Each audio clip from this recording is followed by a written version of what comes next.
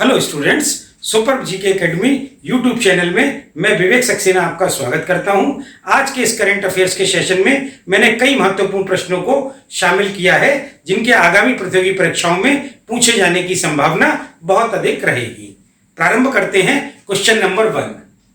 निम्न में से किसे 28 सितंबर 2020 को भारतीय दूरसंचार नियामक प्राधिकरण ट्राई का चेयरमैन नियुक्त किया गया है?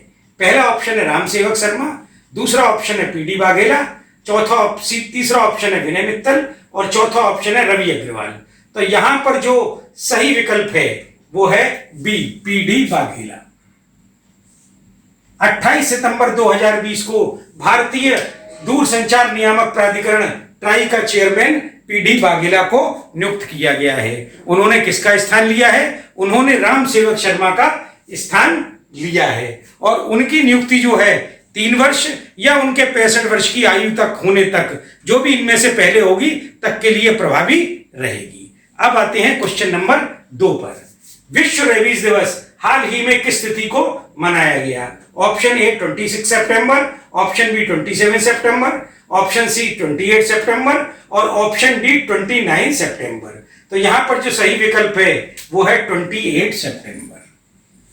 विश्व रेबीज दिवस संपूर्ण विश्व में 28 सितंबर को मनाया जाता है। यह जो दिवस जो है वो लुई पास्चर की डेथ एनिवर्सरी के उपलक्ष्य में मनाया जाता है या डेथ एनिवर्सरी के पर मनाया जाता है। और एक बात इसमें इंपॉर्टेंट क्या है कि प्रसिद्ध वैज्ञानिक लुई पास्चर ने जो है वो रेबीज की पहला टीका विकसित किया था। और यहाँ पे और इससे इंपॉर्टेंट फैक्ट क्या हो सकता है कि रेबीज जो है वो वायरल इन्फेक्शन है या वायरल डिसीज है जो कि जानवरों से मनुष्यों में फैलता है। रेबीज जो है कुत्ता, बंदर, बिल्ली आदि के काटने से होता है रेबीज नामक रोग। अब आते हैं क्वेश्चन नंबर 3 पर। पूर्व केंद्रीय मंत्री जसवंत सिंह का 27 सितंबर 2020 को निधन हो गया। वह किस प्रधानमंत्री के कार्यकाल में मंत्री रहे थे? पहला ऑप्शन है अटल बिहारी वाजपेयी, दूसरा ऑप्शन है राजीव गांधी, तीसरा ऑप्शन है नरेंद्र मोदी और चौथा ऑप्शन है पीवी नरसिम्हा राव। तो यहां पर जो सही उत्तर है या सही विकल्प है वो है अटल बिहारी वाजपेयी। पूर्व केंद्रीय मंत्री जसवंत सिंह का 27 सितंबर 2020 को निधन हो गया। वह 82 वर्ष के थे। वर्ष 2014 में ही वो घर में गिरने से कोमा में आ गए थे और तब से वो निरंतर कोमा में थे। एक बात आपको यहाँ पे इंपॉर्टेंट क्या बता दूं कि वह अटल बिहारी वाजपेयी के प्रधानमंत्रित्व काल में केंद्रीय वित्त, रक्षा और विदेश मंत्री रहे थे।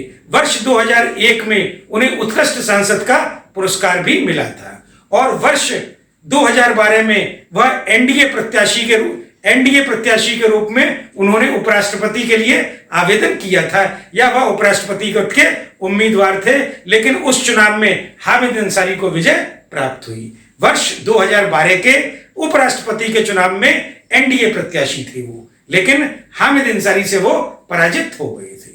अब आते हैं क्वेश्चन नंबर 4 पर। हाल ही में किस राज्य में विधानसभा चुनाव की घोषणा हुई है? पहला ऑप्शन है पश्चिम बंगाल, दूसरा ऑप्शन है असम, तीसरा ऑप्शन है तेलंगाना और चौथा ऑप्शन है बिहार। हाल ही में चुनाव आयोग ने जो है बिहार राज्य के विधानसभा चुनावों की घोषणा की है। यहां पे बहुत इंपॉर्टेंट बात एक क्या है, कोरोना काल में विश्व का यह पहला सबसे बड़ा चुनाव है। इसे बिल्कुल नोट कर लीजिए क्योंकि एग्जाम के पॉइंट ऑफ व्यू से यह बहुत ही महत्वपूर्ण है। क्या लाइन? कोरोना काल में विश्व का यह पहला सबसे बड़ा चुनाव है। 70 देशों में चुनाव प्रक्रिया स्थगित की जा चुकी है। अब इससे रिलेटेड पॉइंट क्या क्या हो सकते हैं कि वर्तमान में देश के मुख्य चुनाव आयुक्त कौन है? तो वर्तमान में देश के मुख्य चुनाव आयुक्त जो हैं वो सुनील अरोड़ा हैं। चुनाव आयोग में मुख्य चुनाव आयुक्त के अतिरिक्त 2 चुनाव आयुक्त और होते हैं। उनका नाम क्या क्या है? एक का नाम है राजीव कुमार और दूसरे का नाम सुशील चंद्र। यहां पर मैं लिख भी देता हूं, सीईसी जो हैं चीफ इलेक्शन कमिश्नर, ये हैं सुनील अरोड़ा। ये जो प्रश्न है कि वर्तमान में भारत के मुख्य चुनाव आयुक्त कौन है, ये हाल ही में कई परीक्षाओं में पूछा जा चुका है। और यहां पर क्या इंपॉर्टेंट फैक्ट हो सकते हैं कि ये इस चुनावों में जो है ये 28 अक्टूबर से चुनाव प्रारंभ होगा बिहार विधानसभा का और 3 चरणों में होगा और 10 नवंबर को मतगणना होगी और उसके पश्चात विधानसभा सीटों पर जिन प्रत्याशियों का निर्वाचन हुआ है उनकी घोषणा की जाएगी। और यहाँ पे इंपॉर्टेंट फैक्ट क्या क्या हो सकता है कि वर्तमान में बिहार के मुख्यमंत्री कौन हैं? तो वर्तमान में बिहार के मुख्यमंत्री नीतीश कुमार हैं। और क्या एक प्रश्न बन सकता है कि वर्तमान में बिहार के राज्यपाल कौन हैं? तो वर्तमान में बिहार के राज्यपाल फागू चौहान हैं। और आपको एक इंपॉर्टेंट फैक्ट बता दूं, बिहार के पूर्व पुलिस महानिदेशक गुप्तेश्वर पांडे ने हाल ही में जनता दल यूनाइटेड अपने पद से त्याग पत्र दिया है और वह जनता दल यूनाइटेड में शामिल हो गए हैं। तो प्रश्न कैसे बन सकता है कि बिहार के पूर्व डीजीपी गुप्तेश्वर पांडे ने हाल ही में किस राजनीतिक दल की सदस्यता ग्रहण की है? तो हमारा उत्तर क्या होगा? जनता दल यू। अब आते हैं क्वेश्चन नंबर 5 पर। निम्न में से कौन सोमालिया के नए प्रधानमंत्री बने हैं? पहला ऑप्शन मोहम्मद हसन रोवल, दूसरा ऑप्शन अशरफ गनी, तीसरा ऑप्शन हसन दियाब और चौथा ऑप्शन सैयद जफर अली। तो यहां पर जो सही उत्तर है वो है मोहम्मद हसन रोवल। सोमालिया के नए प्रधानमंत्री जो है वो मोहम्मद हसन रोवल बने हैं। अब यहां से इससे रिलेटेड फैक्ट क्या क्या हो सकते हैं जो कि ग्रुप डी वगैरह के एग्जाम में पूछ लिया जाता है कि सोमालिया की जो है वो राजधानी क्या है? तो सोमालिया की जो राजधानी है वो मोगादिशु है। सोमालिया की राजधानी मोगादिशु है। और एक प्रश्न क्या बनता है कि सोमालिया की करेंसी क्या है? तो सोमालिया की करेंसी जो है वो सोमाली शिलिंगी है। सोमाली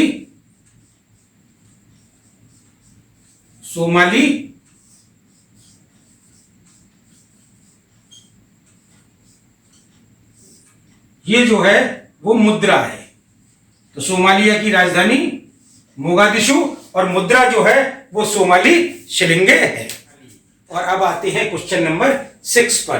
केंद्रीय रेल राज्य मंत्री सुरेश अंगड़ी का 23 सितंबर 2020 को निधन हो गया है। वह किस लोकसभा सीट से सांसद थे? Option A Belagavi, option B Shimoga, option C Hubli और ऑप्शन डी मैंगलुरु। तो जो सही उत्तर है या सही विकल्प है वो है बेलगावी। केंद्रीय रेल राज्य मंत्री सुरेश अंगड़ी का 23 सितंबर 2020 को नई दिल्ली स्थित एम्स में निधन हो गया। वह कोरोना से पीड़ित थे और वह वर्ष 2019 में बेलगावी लोकसभा सीट से सांसद चुने गए थे। वह वर्ष 2014 में भी बेलगावी लोकसभा सीट से सांसद चुने गए थे। एक बात आपको और बता दें कि ये जो बेलगावी है इसका पुराना और प्रचलित नाम जो है वो बेलगाम है। इसे बेलगाम जो है कहा जाता है और राज्य सरकार ने बेलगाम का नाम परिवर्तित कर बेलगावी कर दिया है। इसी तरह शिमोगा का नाम जो है वो परिवर्तित कर शिमोगा कर दिया है और हुबली का नाम परिवर्तित करके हुबली कर दिया है। और यहाँ पे क्या क्या रिलेटेड फैक्ट हो सकते हैं कि वर्तमान में केंद्रीय रेल मंत्री कौन है? ये रेल राज्य मंत्री थे और कैबिनेट स्तर के वर्तमान में रेल मंत्री कौन है?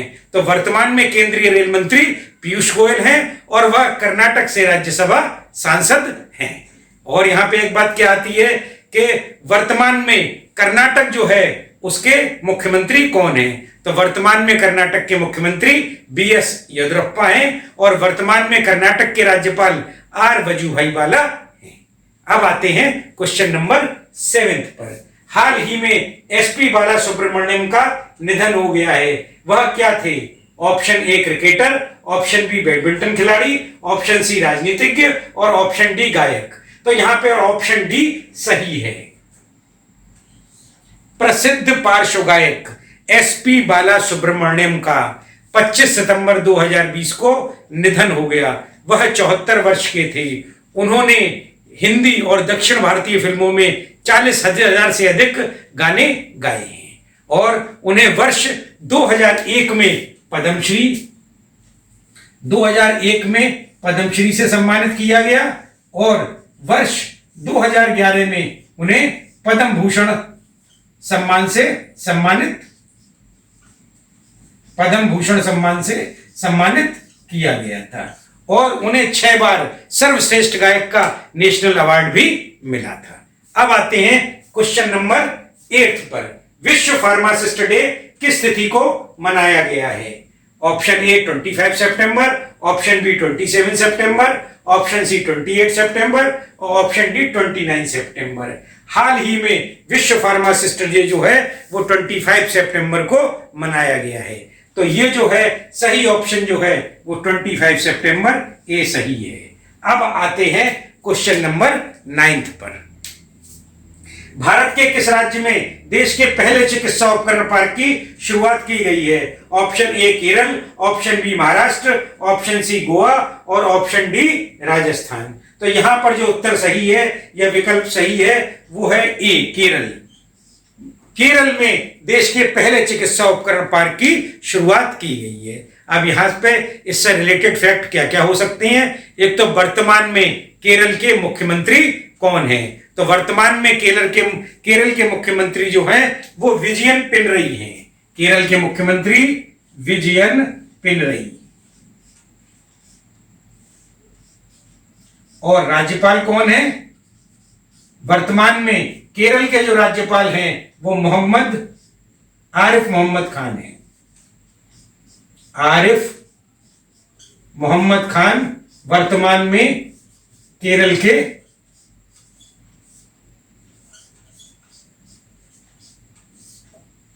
अब आते हैं क्वेश्चन नंबर 10 पर। किस राज्य में मुख्यमंत्री किसान कल्याण योजना प्रारंभ की जाएगी? पहला ऑप्शन है छत्तीसगढ़, दूसरा ऑप्शन है मध्य प्रदेश, तीसरा ऑप्शन है बिहार और चौथा ऑप्शन है उत्तर प्रदेश। तो यहां पर जो सही उत्तर है या सही विकल्प है वो है बी मध्य प्रदेश। मध्य प्रदेश में मुख्यमंत्री किसान कल्याण योजना प्रारंभ की जाएगी। अब यहां पे इससे रिलेटेड फैक्ट क्या क्या हो सकते हैं कि मध्य प्रदेश का स्थापना वर्ष क्या है? तो मध्य प्रदेश का स्थापना वर्ष 1 नवंबर 1956 है। मध्य प्रदेश में सबसे ज्यादा हीरे का उत्खनन होता है। और क्या बात है, हाल ही में मध्य प्रदेश के इंदौर शहर को स्वच्छता सर्वेक्षण 2020 में सबसे स्वच्छ शहर चौथी बार घोषित किया गया था। वर्तमान में मध्य प्रदेश के मुख्यमंत्री कौन है? तो वर्तमान में मध्य प्रदेश के मुख्यमंत्री शिवराज सिंह चौहान है। आज का सेशन यहीं समाप्त होता है। उम्मीद है कि मेरा वीडियो आपको पसंद आया होगा। यदि मेरा वीडियो आपको पसंद आया हो तो इसे लाइक और शेयर करें, साथ ही मेरे चैनल को आज ही सब्सक्राइब करें और मेरे अगले वीडियो की नोटिफिकेशन प्राप्त करने के लिए नीचे दिए गए बेल आइकन को क्लिक करें। धन्यवाद।